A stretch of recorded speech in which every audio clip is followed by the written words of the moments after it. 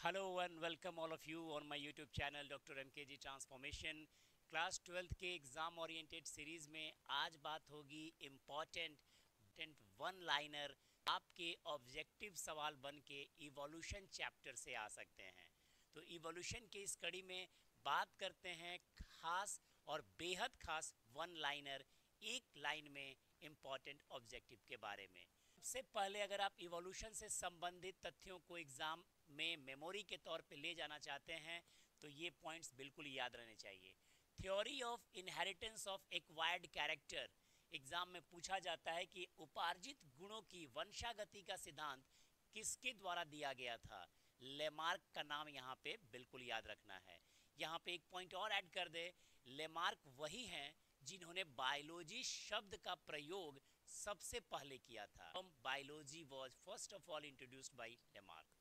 अगर हम and disuse of organ, ये बार बार एग्जाम में आता है कि अंगों का उपयोग और अनुपयोग का सिद्धांत किससे संबंधित है, तो ये भी याद रखिएगा लेमार्क के द्वारा ही ये दिया गया था कि जिस अंग का प्रयोग ज़्यादा किया जाता है वो ज़्यादा बड़ा हो जाता है, ऐसी धारणा। अगर प्राकृतिक चयन के सिद्धांत से संबंधित क्वेश्चन आता है तो आप बिल्कुल क्लियर रहेंगे डार्विन के अप्रोच को लेके। तो theory of natural selection Darwin ने दिया था और म्यूटेशन से संबंधित जो सिद्धांत थी विकास की वो ह्यूगो डी व्राइज ने दिया था।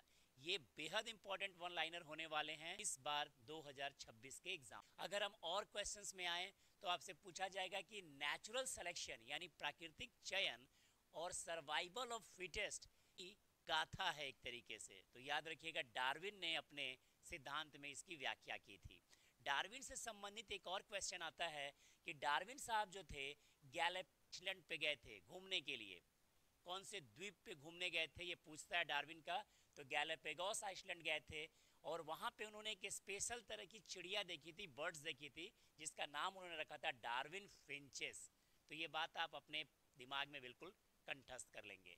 केमिकल इवोल्यूशन, जो विकास का, जो जीवन का जो रासायनिक आधार है, इसको सिद्धांत के तौर पे, थ्योरी के तौर पे ओपेरिन और हेल्डेन नामक साइंटिस्ट ने दिया था।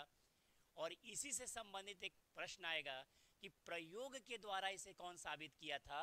तो याद रखिएगा प्रयोग द्वारा रासायनिक विकास की व्याख्या मिलर और यूरे ने की थी। ओपेरिन और हेल्डेन ने सिद्धांत दिया था और मिलर और यूरे ने इसे एक्सपेरिमेंटली प्रूव किया था। और एक प्रश्न यहाँ पे और रहेगा कि मिलर और यूरे के प्रयोग में जो प्राचीनतम एटमॉस्फेयर था, समय कौन कौन से गैसेस मौजूद थे। तो याद रखिएगा हम हाइड्रोजन, अमोनिया और मीथेन थे और इनका रेशियो था 2:1:2।